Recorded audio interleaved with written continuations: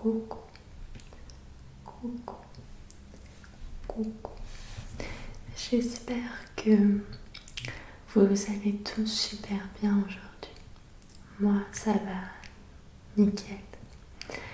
Et je vous retrouve pour la fameuse vidéo débat sur le thème de vos peurs. Je suis désolée si entre le temps que je fais la vidéo et que je la poste, vous avez laissé un commentaire pour le débat. J'espère que j'ai bien pris tous vos commentaires, que ce soit sur mes vidéos et sur Instagram, tous vos messages. J'ai essayé de bien tout récupérer. J'espère que je n'ai rien oublié. Mais bon, ça peut arriver, donc si c'est le cas, je suis désolée. Voilà. Donc on va tout de suite commencer parce que je pense que ça peut durer un moment. Donc je rappelle le thème du débat qui était vos peurs. Alors comme d'habitude, je vais commencer par vous parler des miennes, de mes peurs. Je vais également tout de suite régler le problème de lumière parce que je pense que ça peut vous faire des crises d'épilepsie tellement ça bouge. Voilà, ça devrait être mieux. Donc mes peurs à moi, j'en ai plein. Je pense que de toute façon, voilà, étant donné que je suis une personne anxieuse, stressée, que je fais des crises de spasmophilie, tout ça, forcément j'ai plein de peurs. Et certaines peurs d'ailleurs peuvent m'enclencher des crises. J'ai terriblement peur de l'avion. Comme vous le savez déjà, je vous en ai parlé dans pas mal de mes vidéos. Malgré le fait que j'ai dû le prendre pas mal de fois cette année pour voyager. Rien d'obligatoire, mais j'ai essayé plusieurs fois, malgré la peur, de la surmonter. Et ça a été un calvaire vraiment à chaque fois pour moi. Personnellement, c'est les mains moites, le cœur qui s'accélère, des pensées noires, de mauvaises pensées, parce qu'en fait à la base j'ai très très peur du vide, mais avec les années ça s'est arrangé, et l'avion lui-même c'est pas la peur du vide. À la base je croyais que c'était la hauteur, tout ça qui m'aurait angoissée, mais non, quand je suis dans l'avion c'est vraiment la peur du crash. Je pense pas au fait que je sois très loin du sol, je pense pas au fait que... je pense pas au vide. Évidemment, quand on redescend et que je commence à revoir apparaître les maisons, les champs, tout ça, ça me rassure, c'est un côté rassurant pour moi. Mais surtout parce que c'est bête, mais je me dis, si on se crache, ça peut être un petit peu moins violent de là que d'en haut. C'est complètement bête. Mais voilà, c'est vraiment la peur du crash. Donc tout le long du vol, je me dis, mon Dieu, si on doit se cracher. En fait, j'ai peur du regard des gens, du regard des hôtesses, tout ça. Je regarde tout le temps autour de moi les réactions des gens qui prennent souvent l'avion, s'il y a des trucs bizarres. Ou les hôtesses même. Quand je vois qu'elles sourient tout le temps, ça va. Mais si je vois qu'elles vont faire une tête bizarre, je vais me faire des films, etc. Et en plus, des fois, j'essaye de mettre le casque avec un film, mais c'est pire parce que j'entends rien. Et j'ai besoin d'entendre ce qui se passe autour de moi, de me rassurer, quoi. Donc vraiment, vraiment, vraiment, pour moi, l'avion, c'est un calvaire. Alors, il y en a, c'est une peur tellement forte qu'ils ne peuvent pas le prendre. Moi, j'y arrive quand même, tant bien que mal. Mais je crois que si je peux éviter, c'est mieux pour moi, quoi. Et là, d'ailleurs, je fais une pause avion, une grosse pause avion, parce que je l'ai beaucoup trop pris cette année, je trouve. Donc, je vais essayer de voyager plus près pendant un petit moment, je pense. Après, évidemment que ça sert, parce que moi qui aime voyager, il y a des endroits que je veux voir dans ma vie où je vais être obligée de reprendre l'avion. Mais c'est sûr que j'ai fait des petits vols de 2 à 3 heures maximum, mais je ne me sens absolument pas capable de faire plus d'heures de vol. Donc, il y aura sûrement des endroits que je ne pourrai pas voir, malgré que ce soit des rêves. Voilà, j'ai également une peur qui occupe mon esprit tous les jours, c'est la peur de la mort. Depuis que je suis spasmophile, en fait, c'est exactement depuis un peu plus d'1 an que j'ai cette peur qui me ronge, vraiment me ronge. Et comme je vous ai dit, j'ai pris rendez-vous pour mes crises de spasmophilie à l'hypnothérapeute et à la psychothérapeute. Je commence demain d'ailleurs. Et je vais leur parler aux deux de cette peur de la mort qui est vraiment présente au quotidien et que j'aimerais essayer d'arranger un petit peu du moins. Et je crois que c'est la pire des peurs d'ailleurs parce que quand on essaye de se rassurer, il n'y a aucun moyen de se rassurer à mes yeux. En fait, je me dis toujours, je peux pas me rassurer vu que c'est inévitable en fait. Désolée, c'est pas très gai. En fait, quand j'étais petite, j'avais déjà cette peur de la mort parce que ma sœur m'avait fait découvrir entre guillemets cette étape de la vie d'une manière assez brusque. En fait, elle m'en avait parlé un soir en me disant après tu seras plus rien, ce sera le vide total, c'est la fin de tout. Enfin, elle avait employé des mots qui m'avaient traumatisée avec mon esprit de petite fille en fait. Et pourtant c'était quand même passé. Donc à cette époque-là, j'avais pas trop de rapport à la mort encore. J'ai perdu mon papa un peu plus tard. Et c'est vrai que quand j'ai perdu mon papa, ma peur de la mort a disparu. En fait, au moment même où j'ai appris sa mort, dans ma tête, je me suis dit, je le sens tellement proche de moi que la mort ne doit pas vraiment être une fin. Et ça m'avait rassurée en fait. Après, c'est tout bête, c'est psychologique, hein, vraiment, à ce moment-là, ma peur de la mort a disparu. Et c'est vraiment que depuis un peu plus d'1 an, au moment où j'ai fait mes premières crises de spasmophilie, que cette peur est revenue vraiment très forte. Certainement à cause du fait que au début mes crises de spasmophilie me faisaient tellement peur et me donnaient tellement une impression d'arrêt cardiaque ou de mort imminente. Enfin, c'était horrible, j'avais l'impression que j'allais mourir à chaque fois. Et du coup en fait, du coup j'étais obligée de penser à la mort. En fait, j'étais obligée de me dire tout le temps, je vais pas me réveiller demain matin, je vais partir, je me sens partir. Combien de fois j'ai dit je suis en train de mourir, je suis en train de mourir. Enfin, je sais que vous allez me prendre pour une folle, mais ces crises sont tellement puissantes que c'est mon impression vraiment sur le moment. Je suis déconnectée, j'ai plus trop de... Comment dire, j'arrive plus vraiment à relativiser en fait sur le moment. Et c'est vrai que du coup tous les jours, il n'y a pas un jour où je pense pas à la mort, à ce vide, à tout ça. Et je sais que ça peut s'arranger puisque je suis Kay.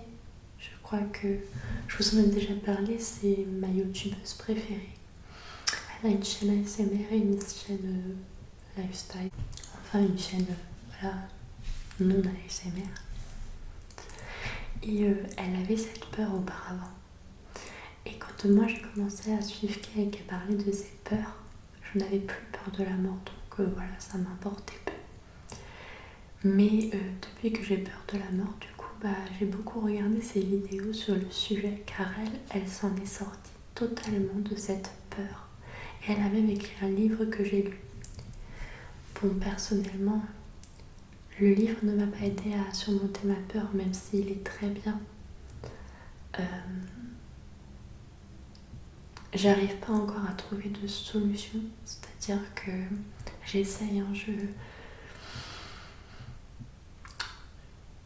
je me renseigne, je lis, je regarde des vidéos, j'essaie de regarder un peu comment les gens ressentent cette peur de la mort ou comment les gens voient la mort ou plein d'autres choses. J'essaye de trouver un million de moyens de me rassurer. Mais j'ai pas encore trouvé vraiment le truc, le déclic qui calme cette peur. Voilà, tout simplement. Après, je vais en parler évidemment à ma psychothérapeute et à l'hypnothérapeute et on verra s'ils peuvent m'aider à au moins éloigner ces pensées de ma tête. Voilà. Sinon, c'est tout. Oui, j'ai peur du vide, comme je vous ai dit, mais je trouve que ça s'arrange avec l'âge. Avant, je pouvais même pas faire de l'acrobranche. Une fois, j'ai fait une crise d'angoisse à un acrobranche. Je voulais descendre, d'ailleurs, je suis descendue. On a dû venir me chercher en haut parce que j'avais trop peur du vide. J'étais devenue très pâle, enfin horrible. Mais je trouve que ça va mieux, je sais pas. Après, je sauterai pas en parachute ou quoi que ce soit, c'est impossible. Mais j'ai moins peur. J'y pense pas, ou j'ai moins peur, je sais pas. Voilà, je crois que j'ai fait le tour de mes peurs. Je vous avais dit que j'avais lu un livre sur les peurs justement, donc je vais vous le présenter.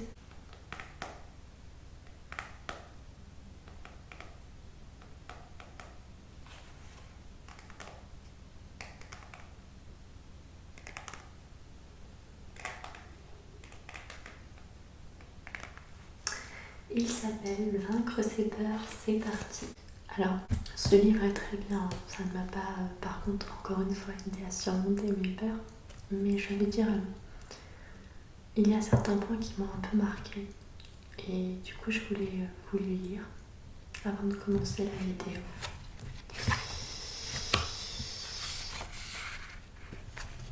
Alors, le conditionnement positif repose sur le plaisir. Le conditionnement négatif repose sur le déplaisir. Le cerveau limbique n'est programmant que dans la mesure où se répètent à l'identique des événements signifiants en termes de récompense et de punition. De la même manière que le plaisir répété engendre l'automatisation d'un comportement actif, le déplaisir répété engendre l'automatisation d'un comportement d'évitement. Si on avait envoyé une petite décharge électrique au lieu de la nourriture au chien après le son de cloche, non seulement il n'aurait pas salivé au bout de quelques répétitions, mais il se serait mis à éprouver des symptômes de peur. Autrement dit, il aurait tenté de s'échapper dès que la cloche aurait retenti. La peur de la décharge électrique est purement reptilienne et innée. En revanche, la peur de la cloche ne l'est pas. Elle est acquise par les expériences car reliée à un événement stressant que le limbique a collé par habitude. Cloche égale douleur. L'évitement programmé va engendrer un blocage. Le chien a peur que la cloche sonne. Et même s'il n'y a plus de décharge électrique, le chien va continuer d'angoisser si la cloche sonne. Donc après, vous réfléchirez à ça, mais je trouve ça tellement réel en fait, tellement vrai. Et ensuite, il y avait un petit exercice qui était pas mal que je voulais partager avec vous. Alors, un autre classique qui fonctionne également très bien. Si un ami était dans ma situation, que lui conseillerais-je ? Le résultat de cette question est souvent assez spectaculaire. Essayez-le avec quelques variantes. Comment les autres réagissent-ils à ma place ? En sortent-ils affaiblis, renforcés ? Qu'est-ce qui me fait croire que j'ai moins de ressources qu'eux ? Et ensuite, une petite expérience de quelqu'un qui avait très très peur d'arriver en retard. Et le psy lui a dit, mais qu'est-ce que vous risquez si vous arrivez en retard ? La personne a répondu qu'elle avait peur de perdre son emploi. Et le psychologue lui a dit, vous m'avez dit que si vous arrivez en retard, on pourrait vous virer. Est-ce que c'est comme ça que ça se passe dans votre entreprise ? La personne répond, je suppose. Oui.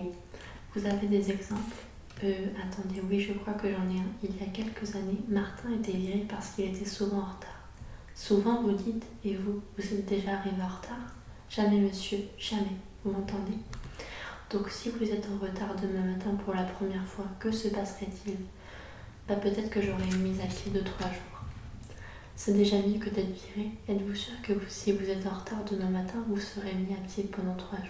Non, je n'en suis pas très sûre. Je suppose, je crois, il paraît.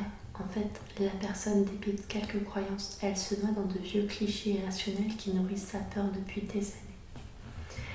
Quelle est la probabilité que vous perdiez votre emploi en arrivant en retard ? Eh bien, faible apparemment, d'après ce que vous me dites. Après, je ne vais pas tout vous lire. Mais en gros, ça en vient à dire si je perds mon travail, je vais devenir SDF, je n'aurai plus d'argent, plus de quoi me nourrir, plus de maison. Et en fait après on me dit mais quelle est la probabilité pour que tout ça arrive à cause du fait seulement que vous arrivez en retard au travail? Très peu de chance. Et c'est vrai que ça rassure souvent de se dire ça. Après bon, je vais pas tout vous lire bien sûr, il faut que vous découvriez vous-même le livre. Et voilà, j'ai trouvé que 2-3 petites choses étaient intéressantes comme ça à vous partager par rapport à ce thème de débat. Alors maintenant, je vais lire vos commentaires ou vos messages. Je vais voir si j'interagis ou pas, ou si simplement je lis pour qu'on puisse connaître un peu les peurs de chacun, ce qu'elles engendrent comme réaction, comme souci dans leur vie. Voilà, je vais voir, soit je réagis, soit je lis simplement, je vais voir. Je vais commencer par un message de prescription ASMR. Alors, je te transmets mon petit témoignage ici. J'ai peur de vieillir, le temps passe tellement vite. Surtout quand on a l'impression de ne pas avancer. Et c'est vrai que ça m'effraie. C'était pire quand j'étais célibataire. Pour une jeune femme, être célibataire à 25 ans, c'est pas évident. Déjà pour soi, mais aussi les autres autour qui jugent et trouvent ça anormal. C'est une pression insidieuse qui peut rendre malade. Voilà. Bon là, je suis obligée de réagir parce que je la comprends totalement. Après, il y a des peurs qui sont un peu moins ressenties chez certains, mais je pense que tout le monde a un peu peur de vieillir. Moi aussi. Et c'est vrai que le temps passe à une vitesse, c'est incroyable. Moi aussi, je me dis, j'ai 27 ans, je n'ai pas d'enfant, je ne suis pas encore mariée, etc. C'est vrai que ça a un côté un peu inquiétant, un peu... Comment dire, les gens jugent, les gens ne comprennent pas, les gens se posent des questions, mais la vie a fait que, voilà. Et tout ne se passe pas toujours comme on le souhaite finalement, dans l'ordre où on aimerait que ça se fasse. Par exemple, moi je voulais des enfants très jeunes comme ma maman et finalement non. C'est comme ça, c'est la vie, c'est ma vie. Et tant pis. Après c'est sûr que c'est compliqué quand les gens posent des questions, quand les gens mettent la pression. Mais je pense que l'important avant tout c'est d'être heureux finalement, et peu importe dans quelle situation. Voilà. Ensuite, Cynthia ASMR. Coucou Fania. Alors pour le débat sur les peurs, Dieu merci, je n'ai aucune phobie. Par contre, je ne supporte pas les insectes, animaux, invertébrés, et plus particulièrement quand ils sont en nombre. Par exemple, quand j'étais enfant, j'étais allée plusieurs fois à la pêche avec mon père. Et pour attirer les poissons, il achetait des petites boîtes avec des vers dedans. Il fallait du coup en attraper un et le mettre sur l'hameçon. Rien que d'y penser, ça me déclenche des spasmes. Vraiment, ça me dégoûte au plus haut point. J'ai l'impression d'en avoir sur le corps. Certains me disent en rigolant que je suis un peu chochotte, mais pour moi c'est vraiment horrible. Lol. Alors c'est pareil, j'en ai pas parlé, mais j'ai peur des araignées. Et je pense que plein de gens ont peur, mais voilà, après, il y a peur et peur là par exemple. Quand tu parles des vers, ça te répugne vraiment, ça te déclenche des spasmes, donc c'est une vraie peur, une réelle peur.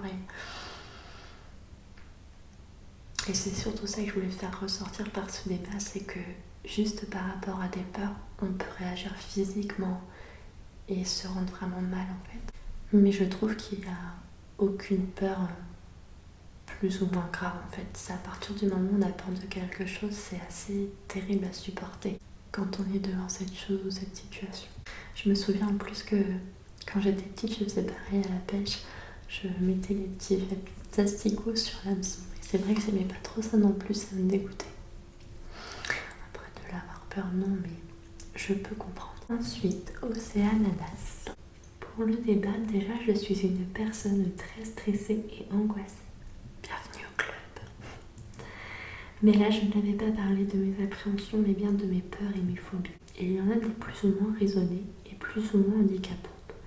Tout d'abord, ma pire phobie, c'est les aiguilles. Rien que le fait d'en voir une me met dans un état d'angoisse. Même quand c'est à la télé ou en image, ça peut s'expliquer à cause d'un événement que j'ai vécu lorsque j'étais vraiment toute petite. Un souvenir traumatisant qui est resté dans mon inconscient. Ensuite, j'ai peur de tout ce qui touche au médical et aux hôpitaux et également au sang. Mais les taches ou traces de sang ne font rien par contre. J'ai aussi peur de me faire piquer par une guêpe ou une abeille, de peur d'être allergique. J'ai également le vertige, c'est-à-dire la peur du vide. Mais là, je me force à traverser des ponts suspendus, aller à un point de vue en hauteur, etc. Je suis aussi arachnophobe, donc j'ai peur des araignées, mais ça c'est comme beaucoup de monde. Ah, c'est quand même horrible une araignée. De plus, à cause de ma grande timidité, j'ai peur de parler en public, d'aller vers les autres, d'être regardée, mise en avant, etc. Et à cause de mon manque de confiance en moi, j'ai peur de l'abandon, de la solitude et d'être abandonnée par mes proches. Pour finir, j'ai peur de la mort. Je ne sais pas pourquoi, mais je ne vais pas m'attarder dessus. Voilà, ça fait quand même beaucoup, mais c'est une petite partie de moi. Il y a des peurs qui reviennent souvent. Je connais pas mal de gens qui ont peur de l'abandon. Mais on voit bien à travers ce commentaire que souvent ça vient d'un événement passé. Et je pense qu'absolument chacune de nos peurs vient à cause d'un petit traumatisme, d'un petit événement ou d'un gros événement. Peu importe, mais quelque chose qui nous a traumatisés et qui a déclenché ces peurs. Pour moi, ça c'est sûr. Et voilà. Après, c'est un peu comme je vous le disais tout à l'heure dans le livre, la première partie, c'est une habitude qui fait qu'on a peur aussi, ou quelque chose qui déclenche nos peurs à chaque fois. Voilà, c'est assez étrange. Le fait de parler en public, je t'avoue que moi, ça me fait énormément rougir, tout le temps, à chaque fois. Je ne sais pas pourquoi. Donc, je peux te comprendre également là-dessus. Mais c'est assez impressionnant à quel point, en fait, on peut avoir de peur au quotidien, tout le temps. Et voilà, c'est quand même assez handicapant parfois. Un message de jus.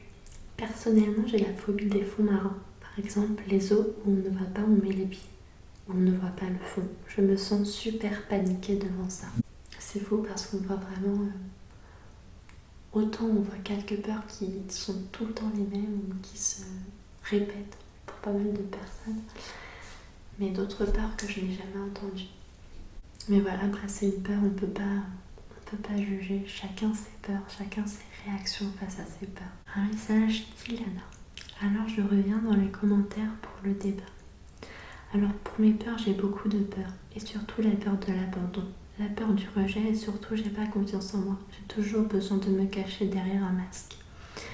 C'est-à-dire, je ne suis pas la personne que je suis réellement depuis près d'1 an. Dépression, angoisse. Je me fais mal à moi-même, je n'ai pas vécu chez mes parents. J'ai été placée dans un foyer à 6 mois, même pas 4 mois si je me souviens bien.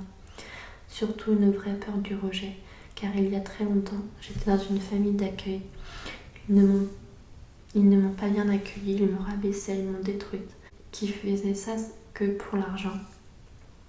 Je ne mangeais pas correctement, j'étais boulimique. Maintenant ça va mieux. J'essaie de me remettre de toutes ces choses qui me sont arrivées, mais j'ai toujours peur de retomber dans une telle situation que je me cache dans ma chambre. J'ai d'autres peurs, pas les peurs normales comme les araignées, les serpents, ce que tu vois quoi. J'ai la peur de ne pas réussir dans ma vie, de ne rien avoir, d'être dans la rue, d'être nulle quoi. Moi je suis pas là à essayer d'atteindre la perfection du tout, mais d'un côté j'essaie un peu. Car je me dis que je peux y arriver, malgré tout ce qui m'est arrivé. Je sais que c'est pas des trucs de fou entre guillemets, mais à cause de tout ça, j'ai peur de tout, de tout, de tout. Avant, j'étais super sociable, je parle à tout le monde, j'arrive à me faire des amis simplement en leur parlant, alors faisons un petit regard maintenant, c'est beaucoup plus compliqué. Disons que je n'y arrive plus. J'ai ma meilleure amie et puis des amis autour de moi, mais cela ne me permet pas d'être sociable. J'ai peur des personnes. Des personnes m'ont fait tellement de mal que j'ai peur aussi que toute personne me brise à nouveau. Je suis tombée en dépression pendant au moins 2 ans, même un peu plus, juste dire qu'on peut toujours remonter la pente. On peut toujours changer, on peut toujours avoir des belles personnes à nos côtés, enlever les gens nocifs, garder les bonnes personnes. Je me dis ça dans ma tête tout le temps, ça marche maintenant, je suis heureuse enfin presque. J'ai 16 ans, je fais des études et je suis presque heureuse dans ma vie. J'espère que ça ne t'aura pas dérangé d'avoir un si long message.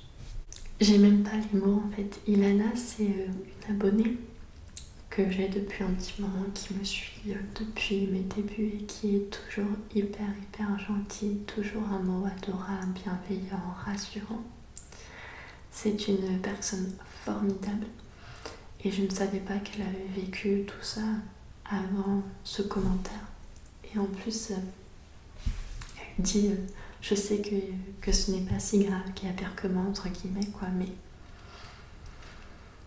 voilà, elle est d'une maturité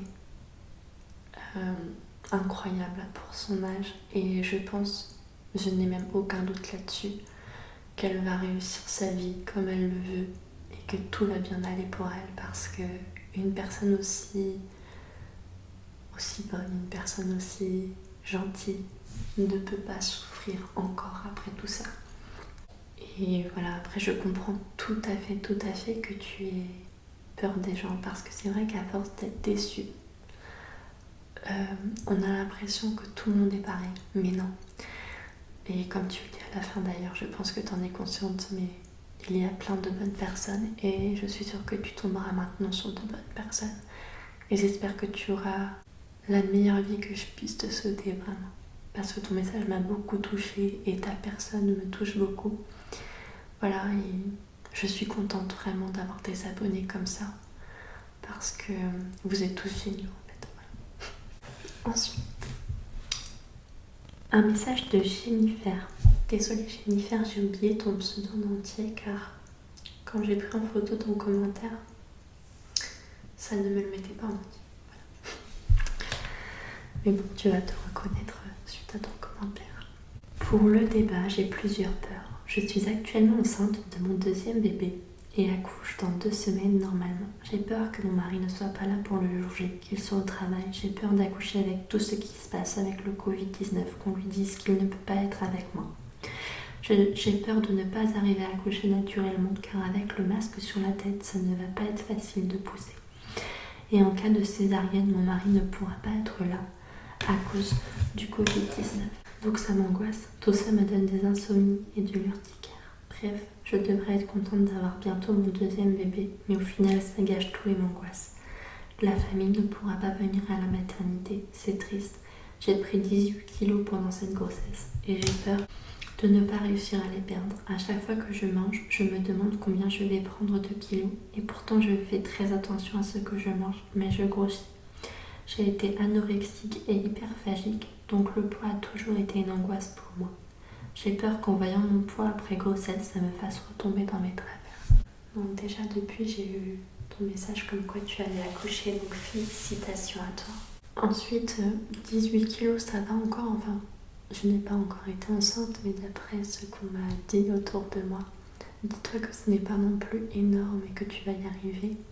J'espère vraiment pour toi que tu ne retomberas pas dans tes travers par rapport à la nourriture. Mais je suis sûre qu'avec le soutien de ton chéri et de ton bébé, tes 2 bébés, de tes 2 enfants, ça ira très bien. Du moins, je l'espère pour toi. Et si ça ne va pas, vu que tu dis que mes vidéos te relaxent quand ça ne va pas, n'hésite pas à m'écouter. Après, je peux comprendre qu'avec le Covid, ça n'a pas du tout dû être facile pour toutes ces mamans qui ont accouché pendant cette période compliquée. Franchement, je vous tire mon chapeau, ça devait pas être évident.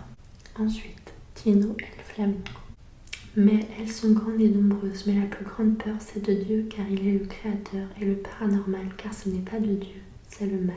Après, évidemment, le paranormal, c'est quelque chose de pas tellement rassurant. Je pense pas qu'il y a beaucoup de gens qui n'en ont pas peur. Bon, après, il y en a qui font des surpex, tout ça, je crois qu'on dit ça comme ça, donc ils ne doivent pas vraiment avoir peur, mais j'avoue que les histoires de fantômes, tout ça, maintenant, avec l'âge, j'évite de regarder ça toute seule parce que ça me fait assez peur. Ensuite, Marianne PXV. Personnellement, j'ai pas mal de petites peurs, mais qui ne me gênent pas au quotidien, sauf une. Je suis hypocondriaque et ça m'a longtemps gâché la vie. Je déclenchais même des symptômes imaginaires et en plus je suis infirmière. Avec le temps, j'ai appris à me contrôler, mais par période, ça peut totalement me bouffer. Et j'ai remarqué aussi en vieillissant que j'ai des petites angoisses que j'avais pas avant, comme l'avion. C'est pas beau de vieillir. Alors, pour te dire, absolument tout mon entourage dit que je suis hypocondriaque. Après, moi, je le ressens pas exactement comme ça parce que c'est pas comme toi, c'est pas vraiment une peur, c'est pas vraiment quelque chose qui me hante au quotidien. Vraiment, je suis on va dire que quand je suis malade, ça ne me fait pas peur. Mais par contre, je prends beaucoup de médicaments, je me soigne pour pas grand chose. J'ai toujours quelque chose qui va pas. Donc du coup, les gens disent que je suis hypochondriaque parce qu'il m'arrive toujours tout et n'importe quoi. J'ai toujours quelque chose pour me plaindre au niveau de ma santé. C'est vrai. Bon, le seul point positif au moins, c'est que si t'as peur et que tu es infirmière, tu peux souvent te faire des prises de sang. Mais je comprends que ça doit pas être évident parce que vraiment, quand on est vraiment hypochondriaque, parce que pour moi je le suis pas.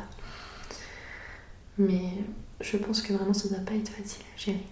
Et après pour l'avion, bah tu sais que j'ai la même peur que toi. Donc je comprends vraiment beaucoup. Ensuite, un message de Lou DSR. Hello, moi c'est Louane et j'ai 2 peurs dans ma vie. J'en ai sûrement plus, mais bon. La première étant la peur du vide, le vertige face au vide. Je me sens comme paralysée. Je fais des crises d'angoisse et parfois même des malaises. Et la seconde étant l'avion, je le prends très régulièrement pour des longs ou des petits vols. Mais j'en ai quand même encore peur, moins qu'avant c'est sûr. Cela se manifeste par des grosses crises de panique dans l'avion et j'inspecte le siège, la ceinture, le masque à oxygène et le gilet de sauvetage et plein d'autres choses. Ah oui, je peux en rajouter une autre, c'est la peur de manger quelque chose de périmé. Je regarde constamment la date de péremption sur la nourriture. Si le produit est dépassé depuis 2 jours, je ne le mange pas et s'il se périme dans une semaine, je ne le mange pas. Bref, sur ce, gros bisous, continue comme ça. C'est quand même impressionnant que des peurs peuvent créer vraiment des crises d'angoisse, des symptômes terribles. C'est pour ça que j'ai décidé moi personnellement de me prendre en main, aussi pour ma spasmophilie, mais également pour cette peur de la mort qui est quotidienne dans ma vie parce que je ne peux pas vivre avec ça. En fait, tellement j'ai peur de la mort, je ne profite pas de ma vie.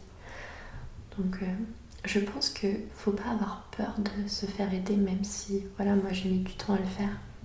Je l'ai déjà fait étant plus jeune parce que c'était gratuit, c'était des psychologues pour les ados entre guillemets. Moi le seul truc qui me bloquait c'était l'argent et finalement je me suis dit de toute façon la santé, qu'elle soit mentale ou physique, ça n'a pas de prix.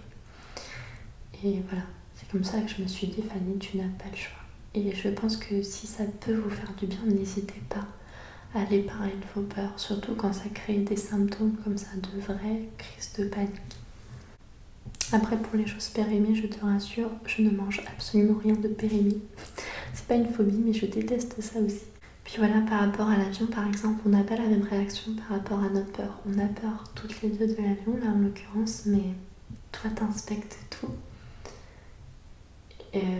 Niveau, on va dire, au niveau des accessoires qui peuvent te sauver en cas de crash. Alors que moi, vraiment, c'est la réaction des gens autour de moi, tout ça.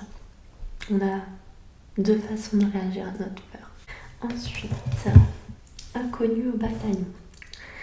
Alors moi j'ai peur du vide, des grosses araignées et des hannetons. Ça n'est pas très handicapant au quotidien, mais ça me rend hystérique quand ces 2 bestioles s'approchent. Quant au vide, je reste pétrifiée avec les genoux en mousse. C'est beaucoup revenu dans ma vidéo, la peur du vide. C'est vrai que c'est assez répandu. Mais après, dans mon livre, justement, il en parle de cette peur du vide, en fait. C'est un réflexe humain un peu d'avoir peur du vide. Enfin, c'est expliqué avec ses mots à lui. Mais en gros, il en parle. Et voilà, il explique tout ça bien. Ensuite, Jerry ASMR. Niveau peur, je dirais l'échec et le vide. Je pense que ça joue beaucoup sur mon train de vie. Moi, étant plus jeune, j'avais peur aussi de ne pas réussir ma vie, que ce soit professionnelle ou autre. Et je me dis que malgré tout, maintenant, j'arrive à essayer de voir le côté positif. Même si je n'ai pas réussi à entreprendre tout ce que je voulais entreprendre. J'ai un CDI, j'ai acheté ma maison. Actuellement, je suis en bonne santé. Même si voilà, je fais des crises de spasmophilie et au final, niveau santé, voilà, ça va. Et je pense que ce que je peux vous donner comme conseil, même si je suis personne pour vous donner des conseils, mais par mon vécu, j'aurais envie de vous dire à ceux qui ont peur de l'échec, pensez à ce que vous avez entrepris déjà, ce que vous avez déjà entrepris. Et dites-vous que c'est déjà beaucoup. Et tant pis si vous réussissez pas tout ce que vous vouliez réussir, mais L'important c'est déjà d'avoir réussi certaines choses. Voilà. Et on ne peut pas tout réussir dans la vie. Loulou. Pour ma part, j'ai mon permis de conduire depuis bientôt 2 ans, mais j'ai toujours aussi peur de conduire. Je conduis quand je n'ai pas le choix. Travail, course, et c'est pas un plaisir. À chaque fois, je suis toute rouge, je transpire. J'ai des bouffées de chaleur et c'est pas évident à gérer, en plus de conduire. Voilà la peur la plus handicapante au quotidien. J'avais vu un reportage sur une femme qui avait cette peur de conduire, et c'était impressionnant à quel point ça la rendait malade. Moi, depuis que j'ai eu un assez grave, entre guillemets, accident de voiture, parce que bon, il n'y a pas eu de blessés graves, mais c'était très impressionnant à vivre. Après, on ne vit plus les choses de la même façon. Moi, maintenant, je suis crispée, je suis très peureuse en volant. Donc voilà, en plus, je suis factrice, donc je suis tout le temps sur la route, que ce soit en vélo, en scooter ou en voiture. Donc voilà, donc je peux te comprendre. Après, je pense que c'est pareil, peut-être qu'un hypnothérapeute pourrait te faire du bien et t'enlever tes peurs. Là, pour le coup, je sais pas si ça vient d'un accident de voiture ou d'une peur de quelque chose qui t'a traumatisé. J'avais une amie comme ça qui a eu son permis et qui n'a jamais pris sa voiture parce qu'elle avait trop peur. Après, je pense que le fait que tu sois obligé parfois de conduire, comme tu dis, pour le travail ou pour les courses, ça va t'aider aussi à passer au-dessus de cette peur puisque tu n'as pas le choix et que tu es obligé de continuer à conduire. Mais je pense également là que tu as besoin d'être plus confiante et d'être aidée pour que ça se passe mieux et que ça te crée plus d'angoisse. Voilà. Donc j'espère que ça s'arrangera pour toi, que tu seras rassurée quand tu prendras la route. Sunniva ASMR. Coucou, alors moi je n'ai pas de peur en tant que descendante de vikings. Si, je blague, j'en ai une. J'apprends à vivre avec et je la maîtrise tant bien que mal. Donc je ne sais pas quelle est ta peur, mais si tu arrives à la maîtriser, tant mieux. Ensuite, Namasté ASMR. Alors pour le débat de mes peurs, longtemps ça a été d'être mal jugé, ne pas être aimé. Car souvent ce qu'on laisse paraître en étant jeune n'est pas forcément ce qu'on est vraiment. Par exemple, j'ai toujours fait la dure, dans le sens où rien ne m'atteint alors que c'était le contraire, fois 1000, du style hypersensible. Aujourd'hui que je suis maman, ma plus grande peur est de ne pas réussir à offrir sa meilleure vie à mon fils, dans le sens de ne pas me tromper sur ce qui est le mieux pour lui, pour son épanouissement. Ne pas réussir à le protéger des déceptions. Tant qu'il est si petit, je sais qu'on ne peut pas les protéger de tout. Indéfiniment, mais tout petit, j'ose espérer que si, par la suite, réussir à lui donner les clés pour surmonter ses déceptions. Et plus largement, j'ai vraiment peur pour notre avenir en général à tous, dans ce monde si impitoyable où des hommes sont applaudis alors qu'ils font des horreurs aux 4 coins de la planète. Voilà, pour ne pas finir sur une note austère, je pense que la peur peut aussi être bénéfique et permettre de se dépasser et d'être vraiment fier de soi après. Quelqu'un qui essaye de voir positif malgré tout ça, c'est beau. Mais oui, c'est clair, je pense que quand on surmonte une peur, on doit vraiment être fier de soi et aller tellement mieux. Je crois que je t'avais déjà répondu en commentaire sur ce que je pensais de tes peurs, mais je suis sûre que tu arriveras à donner la meilleure vie que tu souhaites à ton fils et d'autant vouloir sa réussite, son bonheur. Ça ne pourra que le rendre heureux et je suis sûre que ça se passera bien pour lui et pour toi. Le fait de ne pas être bien jugé, de ne pas être aimé, j'ai une sœur qui est comme ça, qui est tout le temps dans la crainte de ce que pensent les autres, de ce que disent les autres. Et ça la rend tellement malade que je me dis, mon Dieu, c'est tellement dommage en fait. De toute façon, tout le monde aura son mot à dire, des fois que ce soit positif ou négatif. C'est comme ça, c'est la vie, on est tous pareils. Mais moi j'ai appris avec le temps à me dire, de toute façon, voilà, il y aura toujours des gens pour juger, pour ne pas m'aimer. C'est comme ça. Après, heureusement, on a des gens qui nous aiment autour de nous et qui nous aiment pour ce qu'on est. Et je trouve que c'est le plus important en fait. C'est sur ces gens-là qu'il faut se concentrer. Voilà. ASMR, c'est l'aîné. Alors moi, ma peur, c'est le noir. La sombreté, je ne me sens pas bien quand je suis seule dans le noir. Je pense à de mauvaises choses qui engendrent une crise d'angoisse. Ce qui ne me met pas bien du tout. Je me lève en me disant je vais mourir dans une seconde alors que rien ne se passe. Et quand je me lève, je me souviens très peu de la veille. Je pense que toutes ces peurs comme ça doit vraiment venir de quelque chose. Et voilà, après c'est des peurs. Il faut se dire, il n'y a pas que nous qui avons ces peurs-là, il y en a plein d'autres. Ce n'est pas anormal ou autre.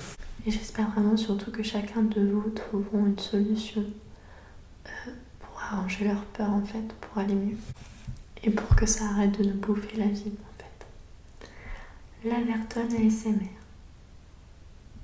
Alors j'ai juste un petit passage sur le débat à la fin de son commentaire. Personnellement, j'ai peur d'être seule, sans amis. Voilà. Et je crois qu'on a fait le tour. Oui, les vidéos débat sont souvent un peu plus longues que les autres. Puisque voilà, il y a quand même les commentaires à lire, mon expérience, etc. Mais bon, j'espère que ça vous aura plu quand même, que ça vous aura relaxé malgré tout. Et voilà, j'espère encore une fois pour vous tous que vos peurs s'apaiseront et qu'elles ne vous gâcheront pas trop la vie. Voilà, je vais vous laisser, je vous fais d'énormes bisous et je vous dis à bientôt. Bisous, bisous, bisous, bisous.